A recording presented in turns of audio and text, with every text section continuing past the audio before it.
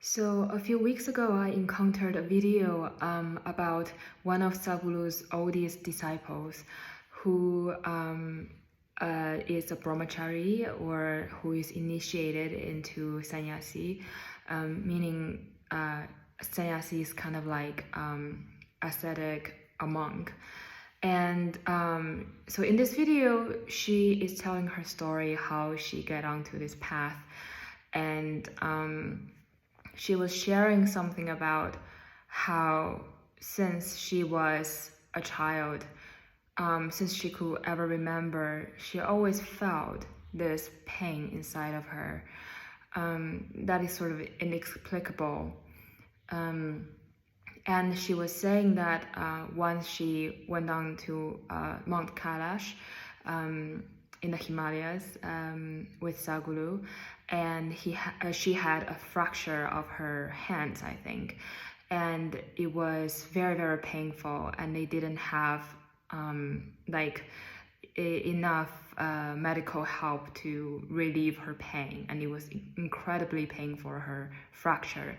And one night while they are in the mountain, it was so painful she couldn't sleep, so she just sat there and she chanted Shambho. So we have a chant by Sadhguru that goes Shambho, Shambho, Shambho, Shambho. It's a very beautiful chant.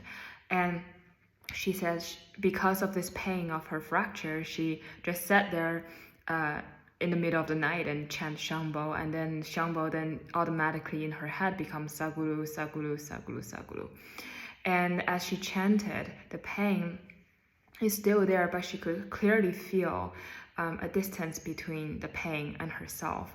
So she could feel this clear separation or distinction between what is happening in her body, this pain in her body, and where she is at, really herself. And she can feel this distance, which makes the pain in a psychological way, or in a more real way that is not so painful anymore, because she is really just observing the pain. And then she shared, since she was a child, she always felt this pain inside of her, even when she was happy. Even when she's laughing, when she was having a good time, she always felt constantly this pain inside of her. And when this fracture of her hand happened, and the chanting happened, this change within her when she chanted Shambho and then Sadhguru, how she could clearly feel how she is not her body, how this distance between her and her pain. When this event happened, after this event happened, that pain inside of herself just went away. Like that pain is just gone, which is quite in a way, magical thing that she shared. And this pain that she talked about, and I felt very, very connected to that, and I felt very. And I think we all can connect to that in some way. I really believe if you don't say pain, maybe you can say it's a sense of emptiness, or not emptiness in the sense of enlightenment emptiness, but emptiness in the sense of boredom, or just something is missing, or something like a black hole, something that's there, that's sort of excruciating, or it's indescribable, this feeling. I've talked to some people, and my understanding is, I think we all actually deep down feel this. There is a pain inside of all of us that is really deep, and sort of like an empty hole, and it's sort of a thing that's there even when you're happy, even when you're supposed to be full-heartedly happy. I mean, I can't say for anybody else, but even for me, I certainly feel connected to her story, and I certainly feel that as well, also since I was a child. I've always felt a deep. And maybe when I was younger, I wouldn't say it was pain, but it was something like deep sadness, kind of emptiness inside. That is not, related to, that is not related to how I grew up or my environment or anything like that. It was just simply this pain inside of you that's consistently there. And she was saying that too. She said, well, she had, an okay family, and it's not, anything, it's nothing, traumatic in that sense, but it's simply a pain inside. And my understanding of this is that is a spiritual pain. It is that we all feel, a spiritual emptiness that we all feel, and that is the place where that hole is,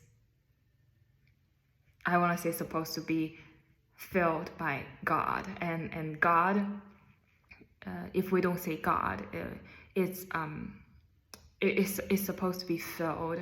It is the lacking of God. It is lacking of truth, genuine, authentic, ultimate truth. It's the lacking of transcendence and divinity. And Sadhguru said this, I think, in one of his videos. I remember this so clearly. He said, whatever you're seeking, you're searching for in your life to fulfill your desire, you're actually searching for. What you're really searching for is that which is beyond you, that which transcends you. I don't think he used the word God. He doesn't use the word God. He doesn't like using the word God, but maybe I translated it in my head, or maybe I read it somewhere. Somebody said something similar somewhere else, that, or maybe I came up with it, I don't know. But what I know clearly is that whenever we are searching for something, deep down we're always searching for God. That is actually what we're searching for without ourselves knowing consciously. So whether you're searching for a partner in love, or you're searching for a shining career, or money, or status, whatever you think is the thing that could fulfill you, we're all searching for something. We're searching and searching. It's very sad in the way that I feel like, we're like lost children on this earth. We don't know why we're here, and we suffer, and we're confused, and we don't know what the truth is. We don't know why we're here, and we just search, and we have desires that we cannot understand, and we try to fulfill that. But whenever we go after a desire, even when we have fulfilled that desire, the pain and the emptiness is still inside of us. That pain doesn't go away by fulfilling what you think you have desired. Maybe it felt better for a moment, and then it just goes away, and then you come up with a different desire, and you search for that. And it's never ending, right? It's desire after desire, and every time you fulfill a desire, you think, yes, this is it. This is gonna make me happy. This is gonna make that pain go away. This is gonna make that emptiness go away. And it doesn't. And, it just, maybe it is more disappointing when you actually achieved what you wanted to achieve, when you actually had what you desired. Right? Maybe that is more disappointing in a way that, I've wanted this thing for so long and worked for it for so hard, and I thought this is gonna bring me happiness, but actually it didn't.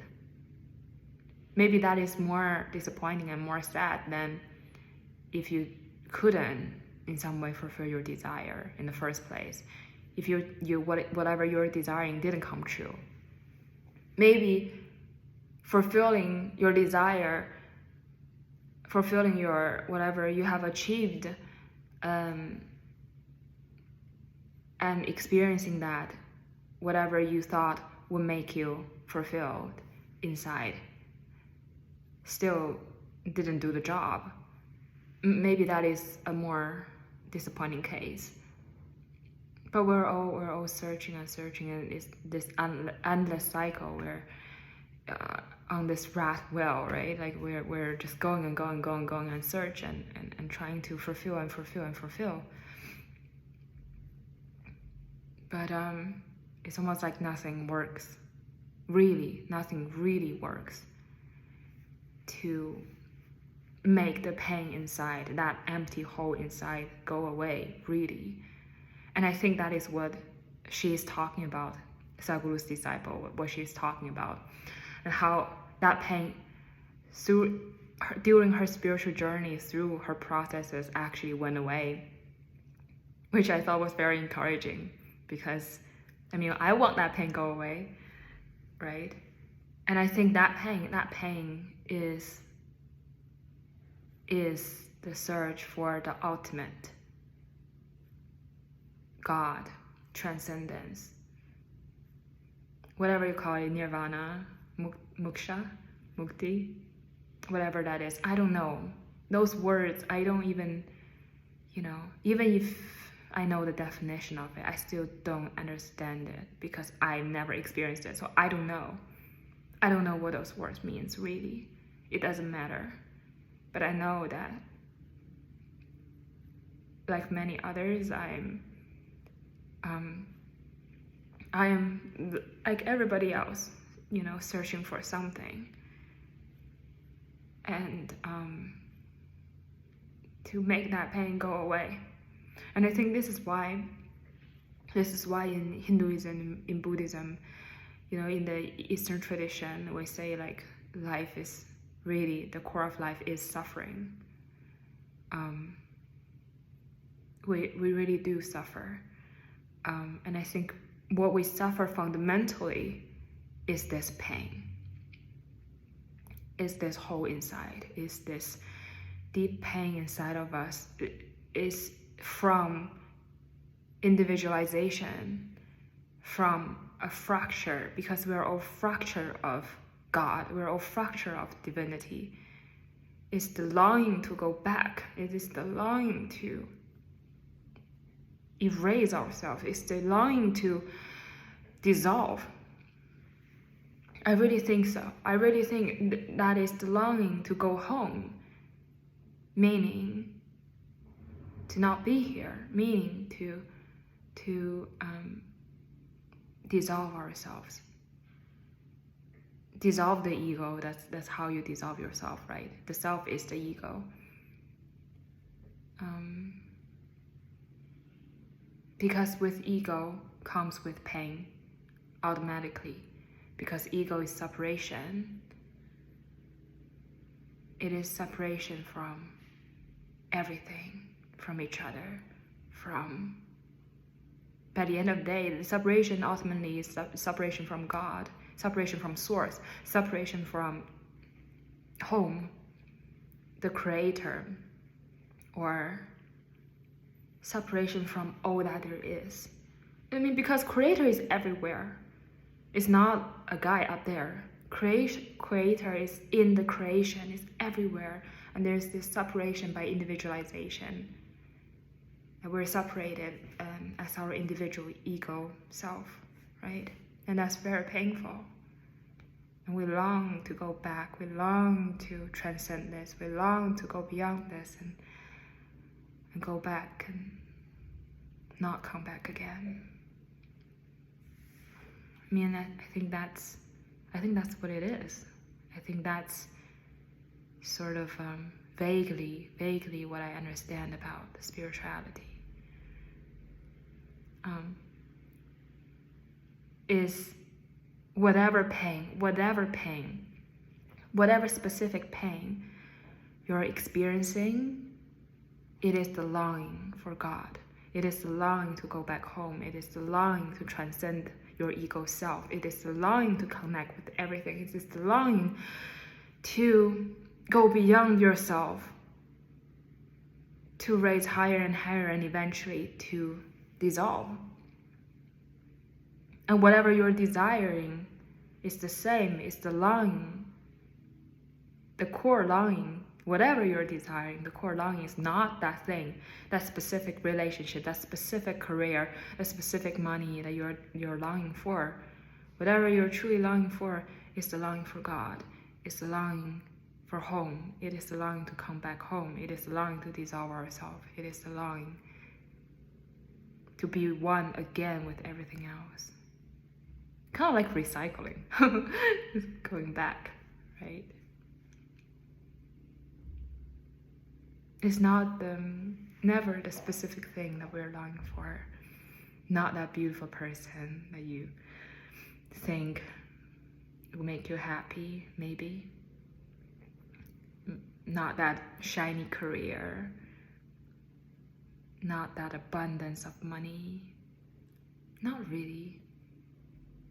And I think deep down we all know it. Not really that. And we try so hard to get them, to get it, and to keep it when we have it, to try not to lose it. And when we lose it, it's heartbreaking. But it is already heartbreaking while we have it because we're so afraid of losing it. And while we have it, we also know that it is not it. So it is very heartbreaking even when you have what you desired. And while you are desiring, although that can be a motivating factor in life, that could fill up the empty holes you feel about life. It could temporarily fill up the hole inside in some illusory way because it seems to be working on a goal. I'm not trying to say don't work on goals. Of course, you function, right? We need to function as a society. We need to take on responsibility and do works, whatever.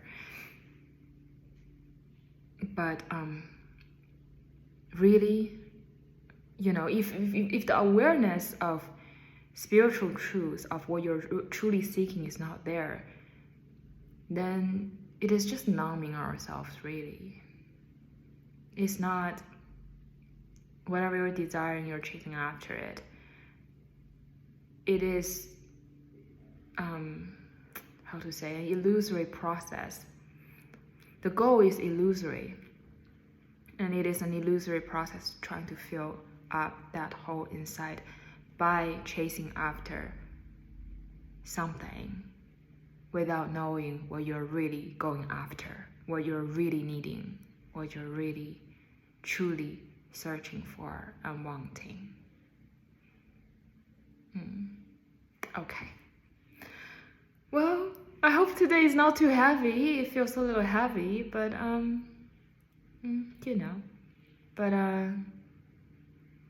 but today feels like a nice flow, and it feels genuine, and it feels like we are maybe getting somewhere or maybe not. Oh, you know what? Today in my meditation, I felt this, I feel like I was just thinking yesterday I was thinking, I don't know, how long I'm gonna stay in the ashram. I was thinking, well, the pull of Maya is too strong.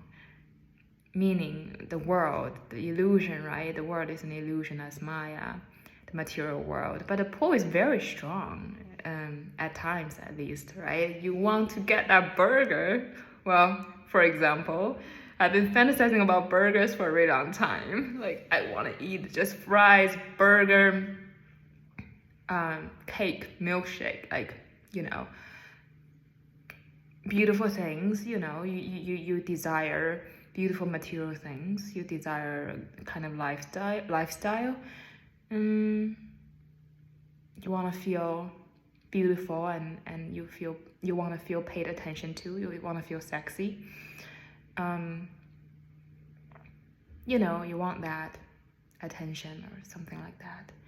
You know, the pull of Maya, all of those are the pull of Maya. And yesterday I was thinking, oh, the pull of Maya is so strong. Like, you know, I don't know. Like, even though I know the world is Maya, it's illusion, I still kind of want to go back there and sort of participate. Have some fun, things like that. And today, I don't know what happens today. What happened today? Today in my meditation, I got really deep today in my meditation.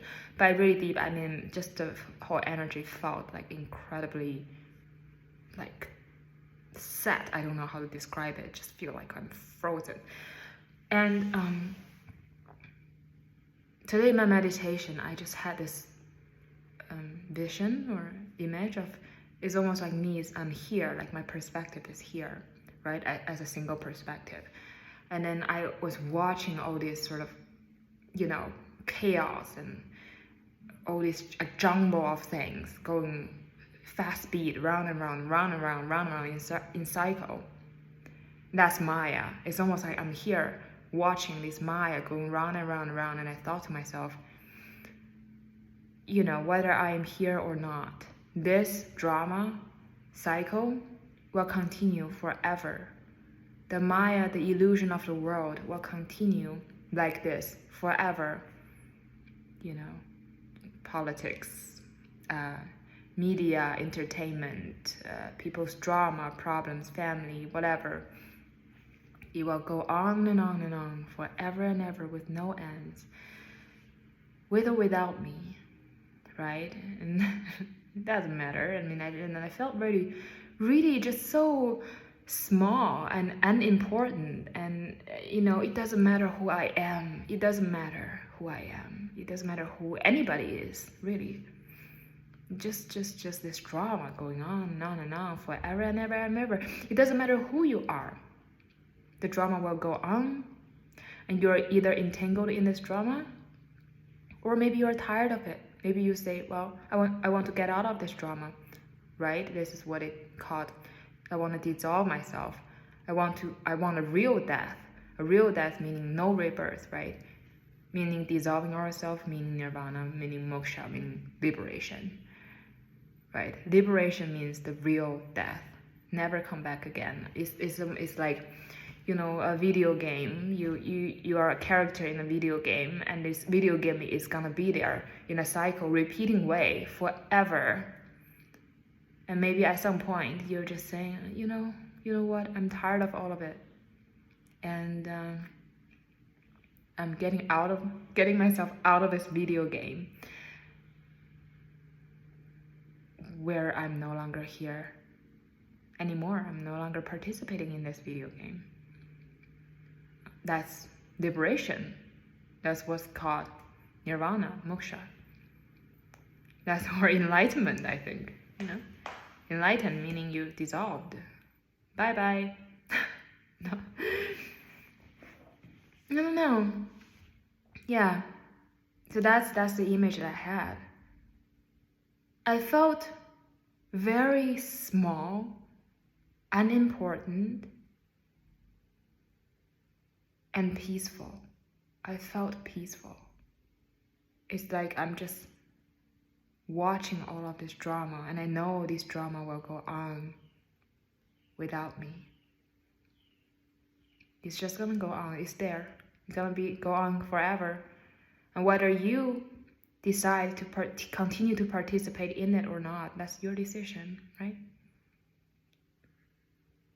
And all of us who are on a spiritual path is having the aim of getting out of this game, right? All right, and it's getting long. I wish for you true freedom, ultimate truth, and liberation when you really want it.